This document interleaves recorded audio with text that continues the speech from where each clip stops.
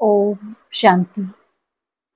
अव्यक्त मुरलियों की श्रृंखला में आज हम प्यारे बाप दादा के 27/9/71 के मधुर महावाक्य सुन रहे हैं। सार है मुरली का, स्नेह की शक्ति द्वारा सत्यता की प्रत्यक्षता। बाबा कहते, इस समय सभी की स्मृति व नैनों में क्या है? एक बात है व दो हैं व एक में दो हैं। वह क्या है? एक ही बाप है। बच्चों ने कहा एक ही बाप है। आज सभी एक मत और एक ही बात पर हैं। अच्छा, इस समय तो एक बात है, लेकिन वैसे वर्तमान समय स्मृति में व नैनों में सदैव क्या रहता है? सिर्फ घर जाना है, यह याद रहता है। सर्विस करने बिगर कैसे जाएंगे? वर्षा भी अपने लिए तो याद रहा, लेकिन दूसरों को भी वर्षा दिलाना है, यह भी तो याद रहना है। हर कदम में स्मृति में बाप की याद और साथ साथ सर्विस वह सिर्फ याद रहती है और रहनी चाहिए। चलते फिरते कर्म करते अगर यह स्मृति में रहेगा कि हम हर समय ईश्वरीय सेवा के अर्थ निमित्त हैं, स्थूल कार्य करते भी ईश्वरीय सेवा के निमित्त हैं, यह स्मृति रहने से, सदैव निमित्त समझने से कोई भी ऐसा कर्म नहीं होगा जिससे डिससर्विस हो। यह स्मृति भूल जाती है, तब साधारण कर्म व साधारण रीति समय जाता रहता है। जैसे देखो, कोई विशेष सर्विस अर्थ निमित्त बनते हो तो जितना समय विशेष सर्विस का रूप सामने होता है, उतना समय की स्टेज व स्थिति अच्छी होती है, क्योंकि समझते हैं कि हम इस समय सभी के सामने सर्विस के लिए निमित्त हूं। तो ऐसे ही स्थूल कार्य करते भी यह स्मृति में रहे कि इस समय मनसा द्वारा विश्व को परिवर्तन करने की सेवा में उपस्थित हूं। तो क्या स्थिति रहेगी? अटेंशन रहता है, चेकिंग रहती है। इस प्रकार अगर सदा अपने को विश्व की स्टेज पर विश्व कल्याण की सेवा अर्थ समझते हो, तो फिर साधारण स्थिति व साधारण चलन व अलबेलापन रहेगा और कितना समय व्यर्थ जाने से सफल हो जाएगा। जमा का खाता कितना बढ़ जाएगा। ऐसे कोई के ऊपर बहुत बड़ी जिम्मेवारी होती है तो वह एक एक सेकंड अपना अमूल्य समझते हैं। अगर 1-2 मिनट भी व्यर्थ चला जाए तो उनके लिए वह 2 मिनट भी बहुत बड़ा समय देखने में आता है। तो सभी से बड़ी से बड़ी जिम्मेवारी आपके ऊपर है। और किसकी इतनी बड़ी जिम्मेवारी है जितनी आपकी इस समय है? तो सारे विश्व का कल्याण, जड़ चैतन्य दोनों का परिवर्तन करना है। कितनी बड़ी जिम्मेवारी है। तो हर समय यह स्मृति रहे कि बाप ने इस समय कौन सी ड्यूटी दी है। एक आंख में बाप का स्नेह, दूसरी आंख में बाप द्वारा मिला हुआ कर्तव्य अर्थात सेवा। तो स्नेह और सेवा दोनों साथ साथ चाहिए। स्नेही भी प्रिय है, लेकिन सर्विसेबल ज्ञानी तू आत्मा अति प्रिय है। तो दोनों ही साथ साथ चाहिए। अपनी स्थिति जब दोनों की साथ साथ स्मृति होगी, तभी सर्विस करने के समय स्नेही मूर्त भी होंगे। लेकिन सिर्फ स्नेह भी नहीं, स्नेह के साथ और क्या चाहिए? शक्ति रूप। तो बाबा ने कहा शक्ति रूप तो होंगे ही, लेकिन शक्ति रूप का प्रत्यक्ष रूप क्या दिखाई देगा? सर्विस के रिजल्ट में नंबर किस आधार पर रहते हैं? क्योंकि वाणी में जौहर भरा हुआ है, अर्थात स्नेह के साथ शब्दों में ऐसा जौहर होना चाहिए जो उन्हों का हृदय विदीर्ण हो जाए। अभी तक रिजल्ट क्या है? या तो बहुत जौहर दिखाती हो या फिर बहुत स्नेह दिखाती हो, या तो बिल्कुल ही हल्के रूप में बोलेंगे या बहुत जोश में बोलेंगे। लेकिन होना क्या चाहिए? एक एक शब्द में स्नेह की रेखाएं होनी चाहिए। फिर भले कैसे भी कड़वे शब्द बोलेंगे तो हृदय में लगेंगे जरूर, लेकिन वह शब्द कड़वे नहीं लगेंगे, यथार्थ लगेंगे।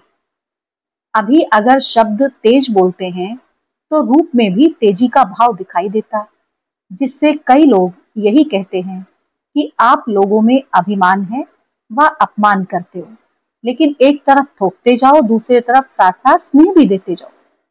तो आपके स्नेह की मूरत से अपना तिरस्कार महसूस नहीं करेंगे, लेकिन यह अनुभव करेंगे कि हम आत्माओं के ऊपर तरस है। तिरस्कार की भावना बदल तरस महसूस करेंगे। तो दोनों साथ साथ चाहिए ना। कहते हैं ना, मखमल की जुत्ती लगानी होती है, तो सर्विस के साथ अति तरस भी हो, और फिर साथ साथ जो अयथार्थ बातें हैं उनको यथार्थ करने की खुशी भी होनी चाहिए।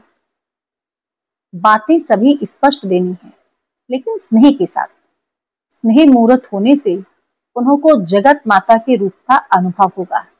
जैसे माँ बच्चे को भले कैसे भी शब्दों में शिक्षा देती है, तो माँ के स्नेह के कारण वह शब्द तेज व कड़वे महसूस नहीं होते। समझते हैं माँ हमारी स्नेही है, कल्याणकारी है। वैसे ही आप भले कितना भी स्पष्ट शब्दों में बोलेंगे, लेकिन वह महसूस नहीं करेंगे। तो ऐसे दोनों स्वरूप के समानता की सर्विस करनी है, तभी सर्विस की सफलता समीप देखेंगे। कहां भी जाओ तो निर्भय होकर, सत्यता की शक्ति स्वरूप होकर, ऑलमाइटी गवर्नमेंट के सीआईडी के ऑफिसर होकर उसी नशे में जाओ। इस नशे से बोलो, नशे से देखो। हम अनुचर हैं, इसी स्मृति से अयथार्थ को यथार्थ में लाना है। सत्य को प्रसिद्ध करना है, ना कि छिपाना है। लेकिन दोनों रूपों की समानता चाहिए। किसको देखते हो व कुछ सुनते हो तो तरस की भावना से देखते सुनते हो, या सीखने और कॉपी करने के लक्ष्य से सुनते देखते हो।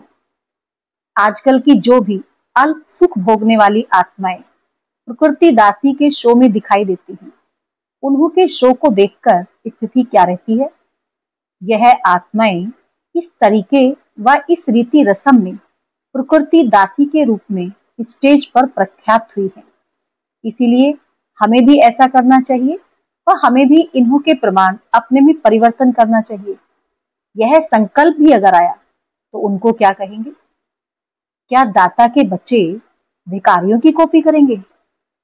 आपके आगे कितने भी पॉम्प शो में आने वाली आत्माएं हों, लेकिन होवनहार प्रत्यक्ष रूप के भिखारी हैं।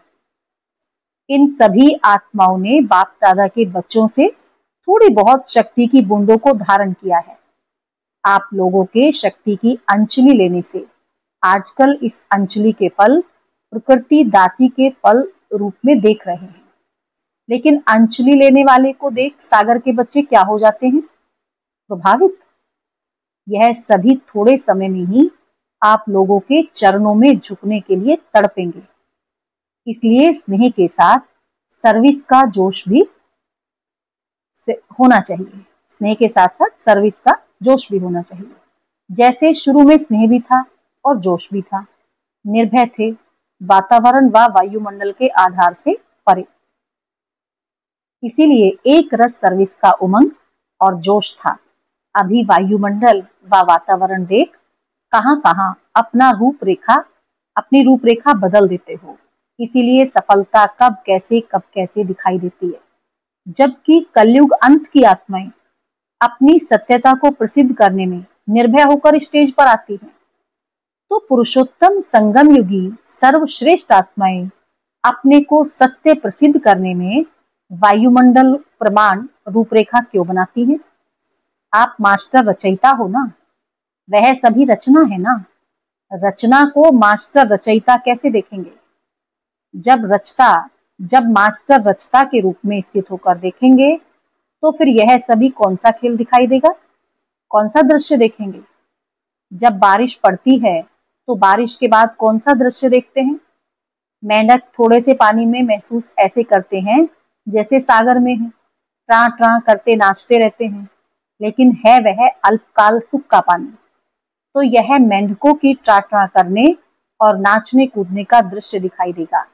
ऐसे महसूस करेंगे कि यह अभी अभी अल्पकाल के सुख में फूलते हुए गए की गए।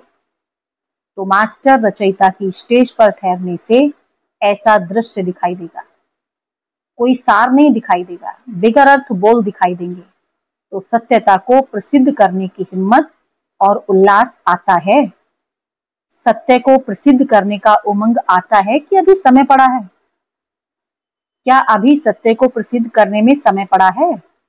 फलक भी हो और झलक भी हो, ऐसी फलक हो जो महसूस करे कि सत्य के सामने हम सभी के अल्पकाल के यह आडंबर चल नहीं सकेंगे। जैसे स्टेज पर ड्रामा दिखाते हैं ना, कैसे विकार विदाई ले हाथ जोड़ते सिर झुकाते हुए जाते हैं, यह ड्रामा प्रैक्टिकल विश्व की स्टेज पर दिखाना है। अब यह ड्रामा की स्टेज पर करने वाला ड्रामा बेहद के स्टेज पर लाओ। इसको कहा जाता है सर्विस। ऐसे सर्विसेबल विजयी माला के विशेष मन के बनते हैं, तो ऐसे सर्विसेबल बनना पड़े। अभी तो यह प्रैक्टिस कर रहे हैं, पहले प्रैक्टिस की जाती है तो छोटे छोटे शिकार किए जाते हैं, फिर होता है शेर का शिकार। लास्ट प्रैक्टिकल पार्ट हूबहू ऐसे देखेंगे जैसे यह छोटा ड्रामा। तब एक तरफ जय जयकार और एक तरफ हाहाकार होगी, दोनों एक ही स्टेज पर। अच्छा, ओम शांति।